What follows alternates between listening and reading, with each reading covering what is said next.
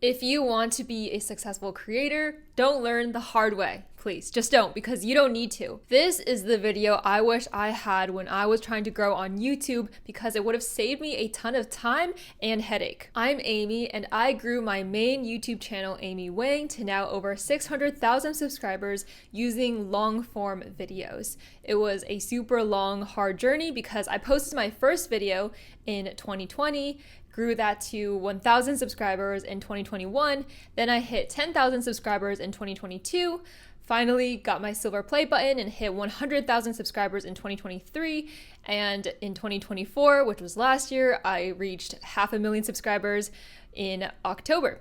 So right now, I definitely have a lot of knowledge that I want to pass on to you so you can get that silver play button and start monetizing and being a more established creator faster. For those who don't know, this is actually my podcast where we empower you to take the driver's seat in your life and build your dream future. My philosophy is that it's all about using an entrepreneurial mindset and everyday habits to transform your reality, whether it's in your overall life or in a creative venture like YouTube. First note before we get into the 7 tips, remember that mindset is essential. So that entrepreneurial mindset, but also specifically the way to think about the tips that I'm going to share with you. So just because, you could list the same tips 1, 2, 3, 4, 5, 6, 7 in like a TikTok video does not mean it's going to give you the same value as in this podcast where I'm going to explain and then you understand how to think about it. And so then you can apply those broader philosophies to different separate situations. Because think about it, especially for something creative like YouTube, if you feel that to succeed you need to follow like XYZ like prescriptive instructions, then you're probably not going to succeed, because this thing we're doing right here is entrepreneurial. There is no playbook. If you're serious about growing a platform, you've probably already seen videos about making a thumbnail and then title are important, optimizing the hook, etc., etc. So I'm not going to really be repeating any of that like basic information that you've probably already heard 100 times. And of course, that basic information is still stuff that you should implement. There's a reason why it's said everywhere, but I'm going to go a little bit beyond and say things that I haven't really heard that I wish I knew, so you can set your expectations and play the long game to actually win. Boop, boop, boop. And stick to the end of this episode because I have an announcement about this podcast. The last tip is the most important one. So going into number 1, focus on what you can do and become an extreme version of self-reliant as soon as possible, because other creators cannot help you. So this is kind of ironic because you are listening to this podcast episode where I, as a creator, are giving you advice, right? But what I mean is more specifically like DMing someone to get their advice for one thing or like to become friends with them, etc., etc. Because when I was starting my journey and I was in Southern California trying to make one video per week, struggling purely alone, literally no one around me doing the same thing as me, not even anyone remotely close, being creative, I just constantly felt discouraged and like I was crazy, right? And not to mention, when I view videos online of YouTube tips, those are kind of assuming like a one-size-fits-all, right? And so I was really craving to speak to the successful creators that I saw online. And so what I did was whenever I see someone who I resonated with, they might be a lot larger than me or even just like 20,000 subscribers, I would DM them on Instagram or email them, with a very genuine message, just like wanting to connect. Honestly, for like, I guess 2 reasons, just like number 1, the emotional support of like understanding what I'm going through and this pursuit. And then number 2, just to see like if I could learn anything from them. Because you see, when you're trying to get a consulting job or a normal corporate 9 to 5, typically to get there easier and faster, you want a mentor where like you can chat with them live and get customized advice to your situation. Like you want to have that back and forth questioning, right? So with that mindset for me, I was trying to apply that to creating. But there are several reasons for why this is a waste of time and that it doesn't work. First of all, people are not going to reply to you. So even if you send the most amazing message, you might as well be spending that time and energy into strategizing yourself because the sad reality is, like, as much as I try to help creators who have somewhat gotten their footing, as a creator, I understand now that you just literally cannot reply to everyone, and it's just really hard also to like filter out things because you simply don't have the capacity. Then number 2, this is actually what I learned only after finding some success on my own. And that is that when I meet other creators now, they are actually not capable of helping you find success.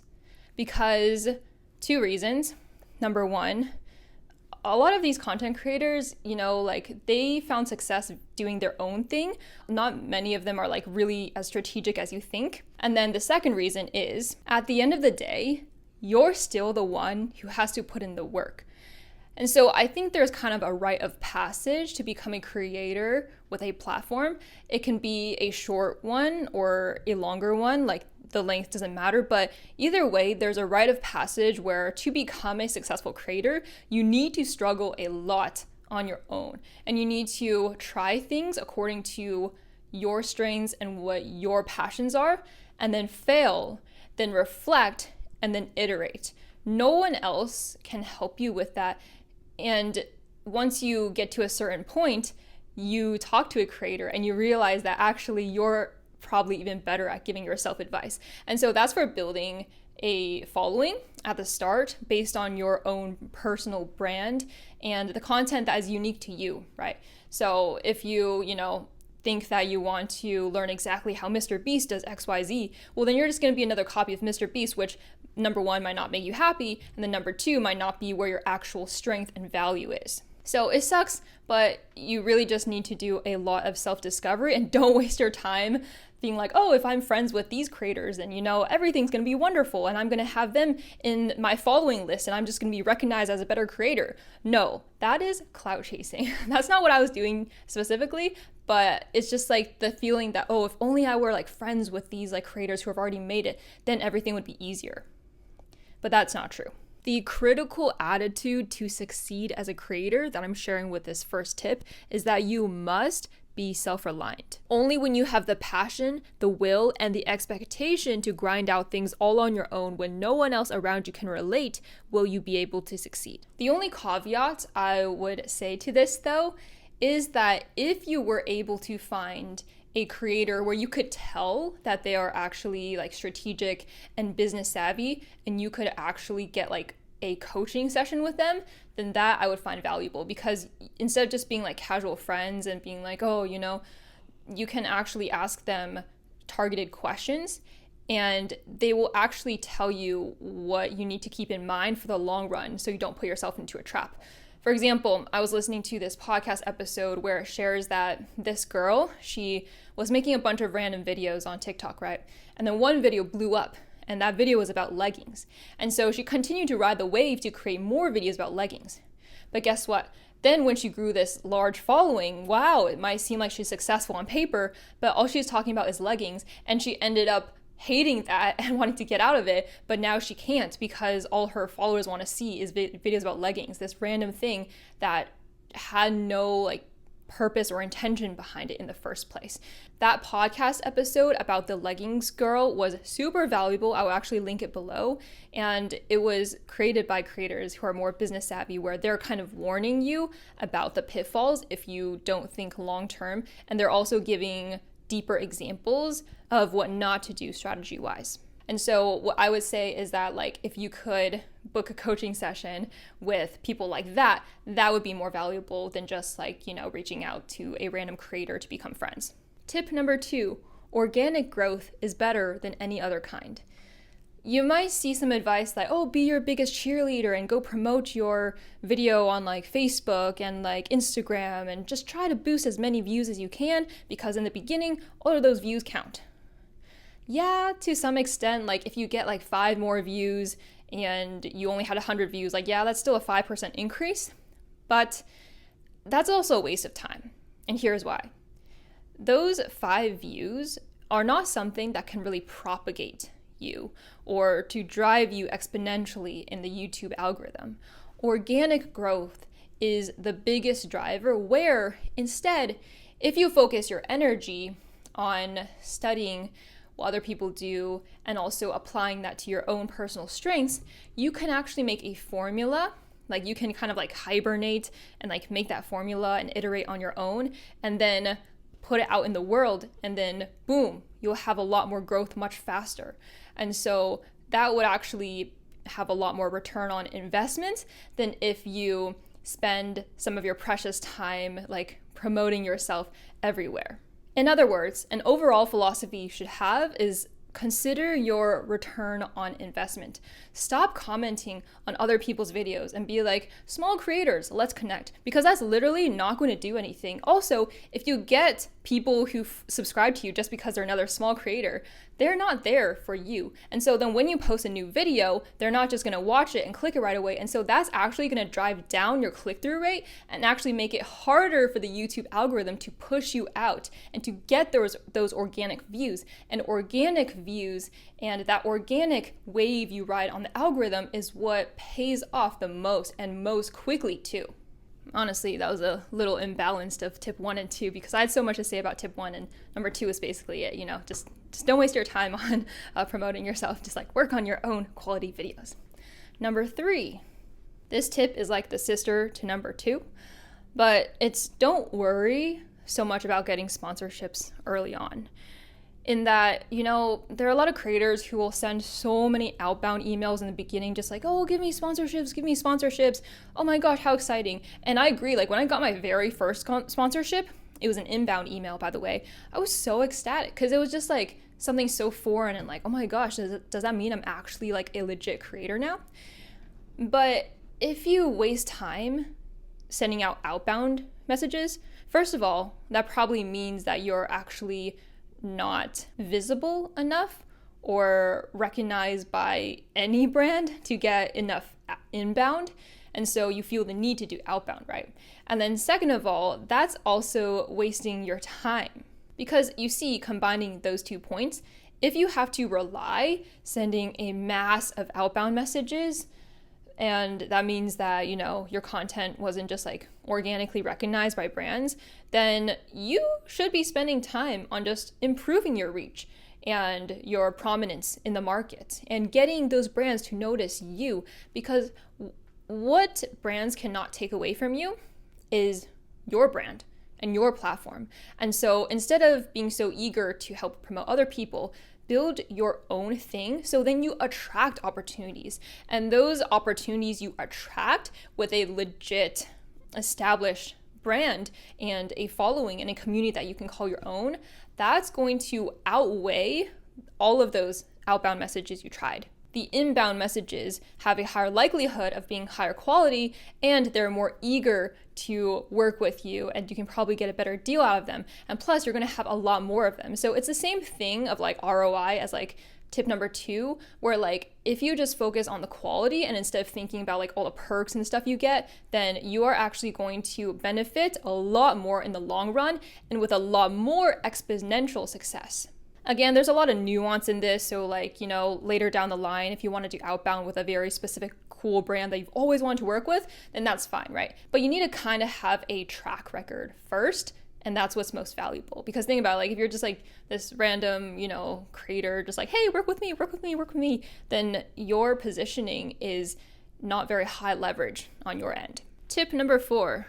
This might be a little controversial, so let me know your thoughts down below. But I believe in long form over short form. I know short form like TikTok, Instagram, YouTube Shorts, that's like all the rave now. And people have been really successful off of them. Like, don't get me wrong, like grown huge platforms, had many opportunities, blah, blah, blah, right? But I think that short form is more conducive to people with like a lot of visuals, like for example, like fashion and makeup, because if you think about it, it's like very short, like split second, you can see an image immediately and be like, oh, that person's pretty, or like, I like their outfit, right? It's still possible to grow a loyal and connected audience via short form, but it's just harder. Like you can still do well on short form, like generate leads and grow your business, but only if you're really smart about it. My point is that people generally want to do short form for quick growth, but easy come, easy go, so things balance out. When people make short form content that creates more engagement and connection, their growth is slower. So just like Mark Manson says in the podcast I linked below, it's really hard to optimize for engagement and view count at the same time. And I find that especially true for short form. There's a lot more explanation that can go behind why it's better for those people versus like informational creators to build like people who return for your videos. But I'm not going to go into all those details. I'm just going to share my personal experience. So in 2022, I was not growing a lot on YouTube, and I felt the pressure that short form was a new thing. And so I put a ton of effort into TikTok. I posted like 2 to 3 a day. And yeah, I grew my TikTok to like 40,000 followers. But guess what? All of that effort is essentially like for nothing at the end of the day, because first of all, short form is not evergreen. And so with all that effort put into like 10 TikToks, you could theoretically make like one YouTube video that continues to generate views months and months after you've already posted it.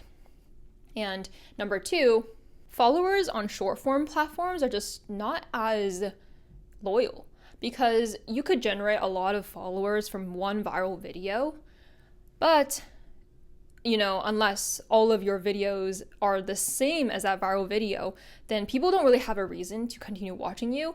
And not only that, but if it's on TikTok, people are primarily scrolling through the For You page, right? Like no one just goes onto the following page and like sees who they follow. And so that's why people, when they go on TikTok, they're like, oh, I'm going to watch TikTok. No one ever says like, oh, I'm going to watch, see, I don't even know any TikTok creators. But instead on YouTube, they're going to be like, oh, I'm going to watch Ryan Higa, or I'm going to watch Michelle Choi, right? There's a lot more brand loyalty and just like, again, ROI that you can give if you focus on long form. And so when I was trying to do TikTok, I was also very exhausted. Like you have to pump out that much each day. And not only that, but like you feel the need to come up with new ideas, also knowing that the ideas you just used are never going to be looked at again because the video will not be in the algorithm for very long. Thus, I finally decided like, hey, I'm just going to focus on YouTube. And when I focused on YouTube, that's when the most gains came out. And so I think there's a very common theme here where it's like, instead of chasing the quick, small wins, like the little fish, go after the big fish. But the big fish will take a lot longer and more effort to get, right? But wouldn't you rather spend like, say, 6 months getting a fish that's like 10 times bigger than the little fish that you took like a month to get? Hopefully that analogy made sense, right? But basically, people make the mistake of thinking that, oh, if I spend 5 times as much effort on a YouTube video, I'm only going to get about 5 times as much benefit as for the shorter time spent on a TikTok, right? But that's not true. With 5 times as much effort spent on a YouTube video than a TikTok, you could be getting 100 times the benefit, whether it be in, again, loyalty, engagement, community, brand building, or even sponsorship and financial potential later on. It depends on what your goal is, right? Maybe you're a fashion creator listening to this, but you really cannot focus on multiple platforms at once if you're starting out as a creator. It's just really, really hard. When I focused on YouTube, that's when things really started like playing out instead of being distracted, because I have shiny object syndrome. It's a little hard for me sometimes, but it really paid off. And so the other day, I was actually looking at my old TikTok account and I was like, whoa, I made a lot of TikToks. What the heck? Dang, look at all this effort. And all the information is out there, maybe somewhere floating, but is anyone looking at it anymore? No. 2 more important things to note about this is that with short form too, your conversion is not as high as with long form. What do I mean by this? So conversion is essentially the number of followers you get from views. So if you think of it as like math equation, right? It's followers, people who follow, divided by people who watch. So your conversion rate is going to be higher for a long form video than a short form video. And why is that? It's like you say hi to a friend like 10 times, right?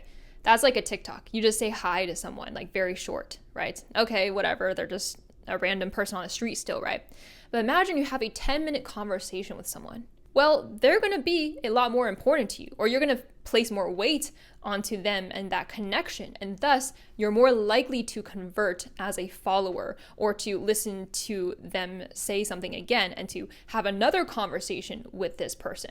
And the second thing that a lot of people make the mistake of on YouTube is that if you actually wanted to grow a strong audience on YouTube, if you post shorts, you are making it a lot harder for you to grow via long form.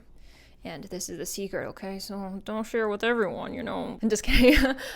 So basically, if you post on shorts and you gain a lot of followers from there, you are going to drive down your click-through rate when you post a long form video. There's some math and analytics with this, just like I was saying for conversion rate.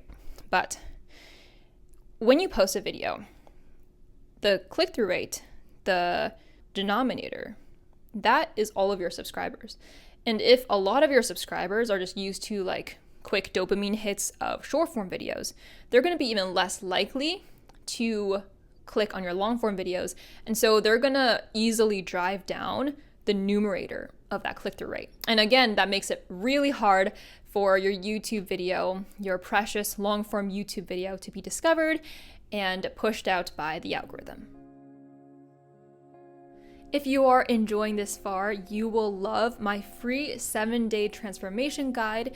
It is a newsletter series where I cover how to beat procrastination, how to conquer self-doubt, and my top tips for mastering time management.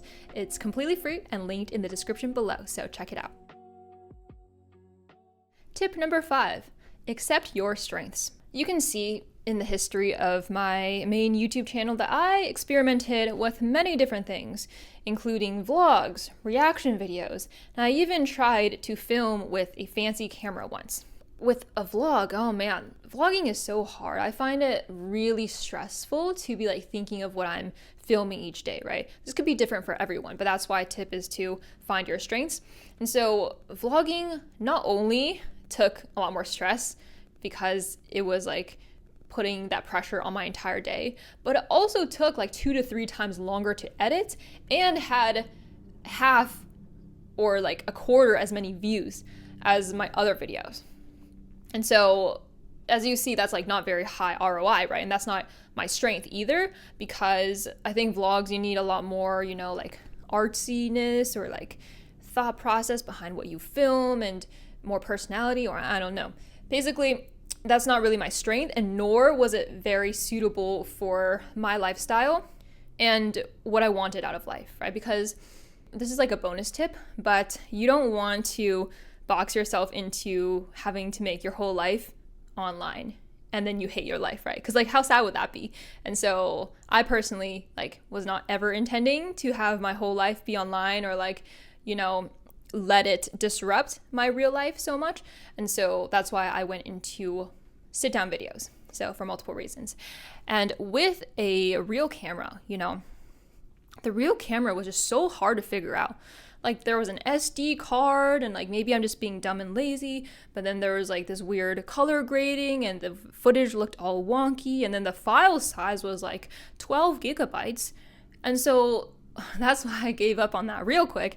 And to this day, with every video I film, it's just on my iPhone camera with this convenient little lavalier mic. And, you know, call me not very advanced, but it's worked because my strengths are the value of my words and the way I think and like the actual content. And also, pro tip, the quality of your audio actually matters a lot more than the quality of your video.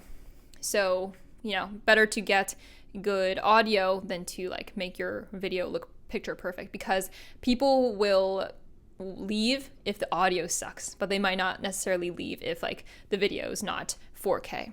So consider what kind of content would work in harmony with your strengths and your life. if something is causing too much friction, like, oh, I was so lazy to pull out the camera and to mess with the SD card and to blah, blah, blah, right? Then that's going to make it so much harder to make content consistently. Because when you're being the creator and honestly, like a solopreneur, you're going to have to do like everything. And so if every little thing you do is like really difficult, then that's going to make everything like way harder and burn you out faster. And so call me lazy, but I use that laziness to my advantage, where I'm going to lower my activation energy and make my standard setup just this easy thing where I put my tripod and my phone camera and my mic on my desk. Tip number 6, make your dominoes line up. Okay, let's wait for the lovely New York sirens to stop. Oh, that was fast. So, in 2022, I had my first video blow up. Boom. That was very exciting. I got like 500,000 views like very quickly. But I was so disappointed. Why did my subscriber count not go up a lot? Well, that was for this reason. My dominoes were not lined up. First of all, the video itself, I was talking about conversion rate, right? But the video that blew up did not have the potential for high conversion rate because it was more of like a sensational virality type video, right? It was not super built for engagement and trust, such that you can easily replicate that kind of video, right?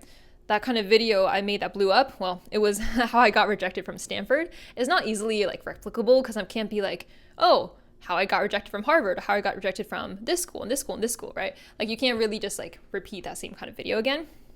And the second reason was my channel was still filled with a bunch of random things like vlogs or like why I left consulting and those videos, such that even if someone was interested in my content after that viral video, once they go to my page, they're going to be like, what is this?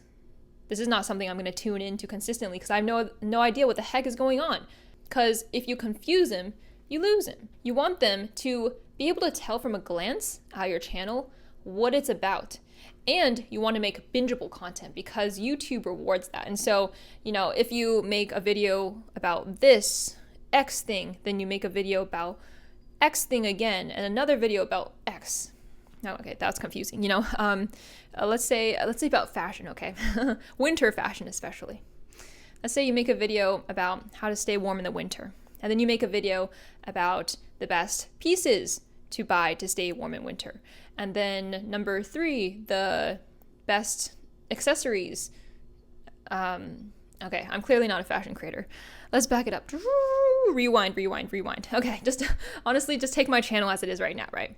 So it's like study productivity. So I make videos about how to get straight A's while sleeping enough. Okay, that's one video. And then how to study subjects when you're tired.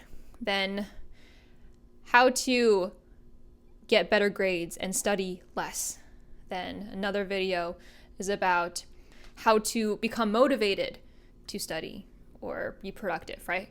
Do you see how that's all like very bingeable? Like one person who really, really likes one of those videos will probably really, really like the other video. And that's why all these 4 videos I just listed out, they're kind of lined up like dominoes. So make your content line up with each other. That's how you create a domino effect such that finally, oh my gosh, one video blows up and then boom, a chain reaction. You start seeing the views on all of your similar videos start ticking up.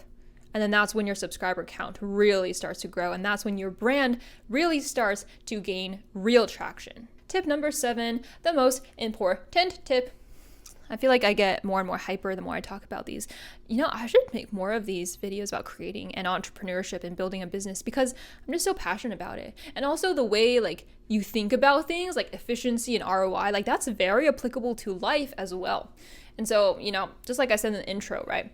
Your entrepreneurial mindset is conducive to living a good life overall. Tip number 7, it doesn't get easier when you get a large following. There, I said it. I thought that, there's this magical threshold of followers that you get, and then suddenly things just fall into place. Oh my gosh, then you suddenly get financial stability from large sponsorships.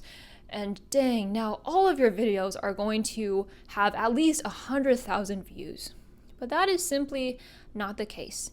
It doesn't get easier because what you do to grow that following is what you continue to do to maintain your audience and your community. Like, sure, you'll be doing different tasks. Like, I might be more involved in, writing for my newsletter or managing editors and assistants and doing more partnership things and networking. But it's still always really hard because at the end of the day, you still have to make content and you still have to be special in this very difficult attention economy. And you might not be, pouring over hundreds of videos about how to grow on YouTube anymore. But now you have to still keep an eye on what are the trends happening. What do the cool kids like to watch nowadays? And you still have to optimize your packaging, your title and thumbnail. You still have to rip your hair out thinking about how to make your content retain people so you can increase your watch time. So it's click-through rate and watch time. Those are still two things that stress you out. You're still going into YouTube Studio and being sad if your video is 7 out of 10, And so I just want to share this reality with you that you embarking on this journey, first of all, congrats and kudos to you for being courageous. It's going to be really hard, and that's the only way you can stick it out, because if you expect it's going to be hard and then you get hit with obstacles one after the other, that's how you're going to be able to be resilient and tenacious and actually make it to the end when all of the other people have fallen out of the race. But there is no end to the race is the trick here. It's it's hard to make it to a certain point where you're okay, I have a following, but it's not going to be easier just after you get the following. There are going to be always new things that make it difficult and the same old things that make it difficult. If any established creators here listening for some reason, then, share your perspective in the comments because, it's not easy. And right now it's kind of I'm in a tough spot too. It's because when you are at the mercy of the algorithm and sponsorships, blah, blah, blah, then it's one tough cookie and stressful. But that's kind of the life that you choose. And I would still rather be working for myself and be making the impact that I'm making, being able to be creative and be more of the boss in my own life, right? But I think you have to remember at the end of the day that as long as you're, trying to get some kind of financial stability, there's always someone to answer to. And the person you answer to is the one who pays you. So that's kind of the bottom line. But, follow along, subscribe if you want to see how I am making my comeback and strategizing and thinking about all of this stuff and being more business-minded versus just a creator, because oh my gosh, there are so many things I've learned even recently that, make me continually grow and improve. So stick around if you want to improve. Sorry, I've been drinking soda, which matches my sweatshirt. Oh, this is Poppy, by the way, not real soda, I guess. It's healthy-ish soda. What was I saying? Oh yeah. It's yeah. Follow along if you want to grow in life, make your life as best as you want, because I would say that I am indeed living my dream life right now. I'm about to get married. I'm living in New York City. I have the most fantastic friends that inspire me and make me so happy and make me feel so loved and supported, and just the important things in my life are good, and that's what's most important. Even though mental health does struggle sometimes with YouTube, and I need to be a little more consistent about going to the gym, but overall, I have a lot of things to share because, like I said on my main channel too, I did, after all, be able to get a relatively prestigious management consulting job. I went to a top 10 school. I kind of know how to manage time and be efficient and be disciplined. So if you like that, then subscribe.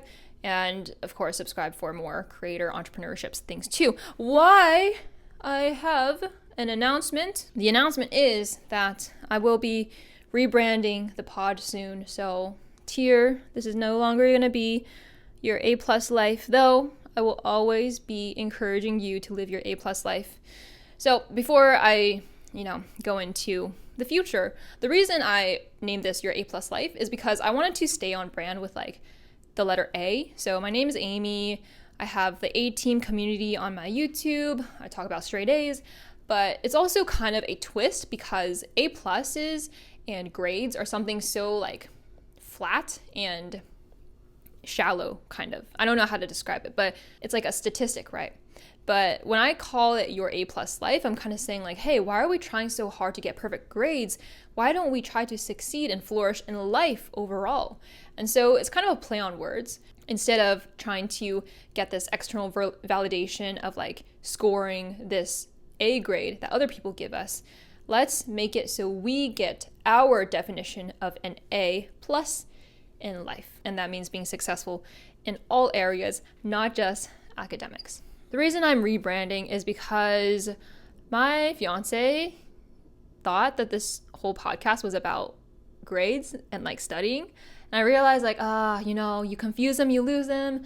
I need to make it a little more straightforward about the whole theme and purpose of this podcast, especially that I want to keep growing it. And also I've been having amazing entrepreneurial guests on, and I feel they literally embody the theme I'm trying to say here, where it's they're not only a CEO of their business and company, but they're a CEO of their life.